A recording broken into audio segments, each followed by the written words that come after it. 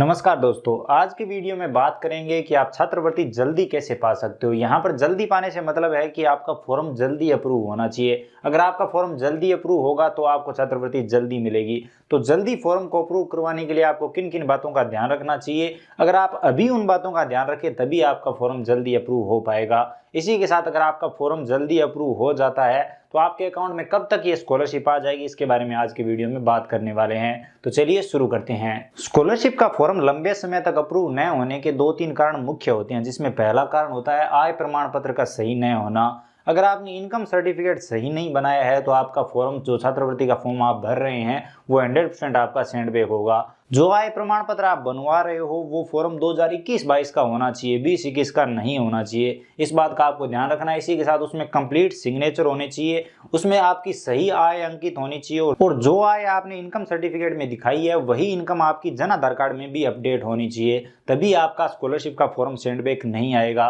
अगर आपने आय प्रमाण पत्र कोई अलग इनकम से बनाया है, मान लीजिए आय प्रमाण पत्र में आपने 80,000 इनकम दिखाई है और अगर आपने जन आधार कार्ड में 90,000 रुपये इनकम अपडेट की है तो आपका फॉर्म सेंडबैक पक्का आएगा और आपको दोबारा से आय प्रमाण पत्र बनवाना होगा। स्कॉलरशिप फॉर्म सेंडबैक आने का दूसरा बड़ा कारण है लास्ट ईयर की मार्कशीट। जिन विद्यार्थियों के अभी तक रिजल्ट नहीं आए हैं या फिर जिन विद्यार्थियों के रिजल्ट आ चुके हैं लेकिन ओरिजिनल मार्कशीट नहीं आई है, वो क्या कर रहे हैं कि ऑनलाइन वाली मार्कशीट वहां पर लगा रहे हैं या फिर कोई दूसरी मार्कशीट वहां पर लगा रहे हैं। तो आप सभी को पता है, अगर आप ऑनलाइन वाली मार्कशीट वहां पर लगाएंगे तो आपसे आज नहीं तो कल वहां पर ओरिजिनल मार्कशीट मांगी जाएगी। लेकिन अब यहाँ पर आप ये कह सकते हो कि हमारे पास मार्कशीट नहीं है तो हमारे पास कोई दूसरा रास्ता भी नहीं बचता है। तो मैं यहाँ पर आपको बता दूं कि आपको कुछ दिन इंतजार करना चाहिए, जब तक फॉर्म के लास्ट डेट नजदीक नहीं आ जाती। हो सकता है तब तक आपको ओरिजिनल मार्कशीट मिल जाए और तभी आप स्कॉलरशिप का फॉर्म भरें, ताकि आपका फॉर्म सेंडबैक ना हो। इसी के साथ अगर आपको ये पूरी उम्मीद है कि आपकी लास्ट ईयर की मार्कशीट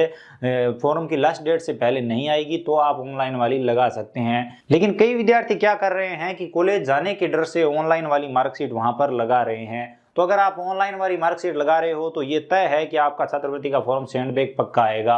तो अगर आपके पास ओरिजिनल मार्कशीट है या फिर किसी भी तरीके से वो ओरिजिनल मार्कशीट पॉसिबल हो सके तो वहां पर ओरिजिनल मार्कशीट ही लगाएं, ताकि उस वजह से आपका फॉर्म सेंडबैक न आए। लेकिन अगर आपके पास ओरिजिनल मार्कशीट नहीं है और कॉलेज में भी अभी तक आपकी ओरिजिनल मार्कशीट नहीं आई है तो आपके पास कोई दूसरा रास्ता नहीं बचता है, तब तो आपको ऑनलाइन वाली ही लगानी पड़ेगी। छात्रवृत्ति फॉर्म सेंडबैक होने का एक बड़ा कारण फीस रसीद भी है।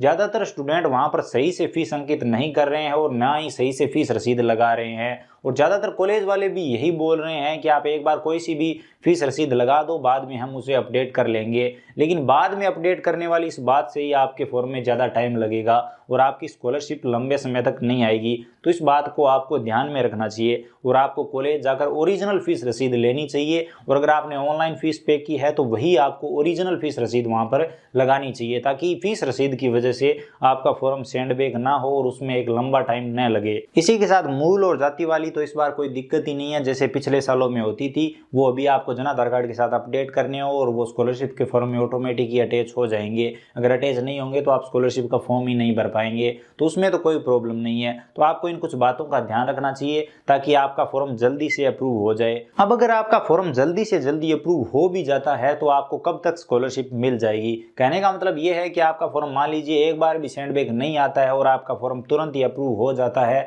तो आपको कब तक स्कॉलरशिप मिल जाएगी। तो स्कॉलरशिप का जो बजट है वो लगभग मार्च लास्ट तक होता है, तो मार्च लास्ट के बाद आप मान सकते हो कि आपकी स्कॉलरशिप आ जाएगी। जो फॉर्म अप्रूव हो जाएंगे उनकी मार्च लास्ट अप्रैल में ये स्कॉलरशिप आ जाएगी, तो आप अप्रैल में मान सकते हो कि आपके खाते में ये स्कॉलरशिप जमा कर दी जाएगी। तो अगर आपका फॉर्म जल्दी से जल्दी अप्रूव होता है तो इतनी जल्दी आपको ये स्कॉलरशिप मिल जाती है। लेकिन अगर आपका फॉर्म बार बार सेंडबैक आता रहेगा तो आपको 1 साल भी लग सकता है ये स्कॉलरशिप लेने में। अब चलिए मैं आपको एक और दूसरा तरीका बताता हूँ जल्दी स्कॉलरशिप लेने का। अगर आप मान लीजिए ऑनलाइन वाली मार्कशीट लगा रहे हो या फिर आपको भी पता है कि आपका फॉर्म सेंडबैक आएगा क्योंकि किसी ना किसी वजह से आपने कोई कमी स्कॉलरशिप के फॉर्म में रखी है, आपके डॉक्यूमेंट पूर्ण नहीं थे या फिर कोई और कमी आपने रखी, और आपको भी ये अच्छे से पता है कि आपका फॉर्म सेंडबैग जरूर आएगा। तो आपको फॉर्म भरने के बाद हर रोज अपने फॉर्म को चेक करना चाहिए, यानी अपने फॉर्म का रोजाना आपको स्टेटस चेक करना चाहिए। जिस दिन भी फॉर्म को सेंडबैग आए उसी दिन आप उसका ऑब्जेक्शन क्लियर कर दीजिए, ताकि उसमें ज़्यादा टाइम ना लगे, वो सेंडबैग न पड़ा रहे। कई विद्यार्थी क्या करते हैं कि फॉर्म भरने के बाद महीने महीने तक उसे चेक नहीं करते हैं और फॉर्म सेंडबैग आ जाता है और वो महीने महीने तक पड़ा रहता है। तो इस वजह से भी छात्रों को स्कॉलरशिप लेने में लंबा टाइम लगता है। तो आप अपने स्कॉलरशिप फॉर्म का स्टेटस रोजाना चेक करें। स्टेटस चेक करने का प्रोसेस बहुत ही सरल है। आपको एसएसओ में जाना है और स्कॉलरशिप वाले ऑप्शन पे क्लिक करना है और वहां पर आप अपना स्टेटस देख पाएंगे। अगर आपके फॉर्म में कोई ऑब्जेक्शन आया है तो वो ऑब्जेक्शन आप तुरंत ही क्लियर कर दीजिए। अगर आप खुद ऑब्जेक्शन क्लियर करना जानते हैं तो खुद क्लियर कर सकते हैं, नहीं तो आप किसी इमित धारक के पास जाकर तुरंत ही वो ऑब्जेक्शन क्लियर करवा सकते हैं। तो अगर आप जल्दी स्कॉलरशिप लेना चाहते हो तो आपको इन कुछ बातों का ध्यान रखना चाहिए। बाकी अगर आपको आज की वीडियो में कुछ भी पसंद आया हो तो वीडियो को लाइक करिए, शेयर करिए और अगर आप चैनल पर नए हो तो चैनल को सब्सक्राइब करके बेल आइकन प्रेस कर लीजिए, ताकि भविष्य में हम जो भी वीडियो अपलोड करें उसका नोटिफिकेशन आपको सबसे पहले मिल सके और आप वो वीडियो सबसे पहले देख सकें। इसी के साथ अगर आपके मन में कोई भी सवाल या सुझाव है या फिर स्कॉलरशिप फॉर्म में आपको कोई दिक्कत आ रही है या फिर आप हमसे कुछ पूछना चाहते हैं तो प्लीज़ कमेंट में ज़रूर बताइए। इसी के साथ आप कमेंट में ये भी बताइए कि आपने अब तक स्कॉलरशिप फॉर्म भरा है या नहीं। और हाँ, चैनल को सब्सक्राइब करके थोड़ा सपोर्ट जरूर दिखाइए।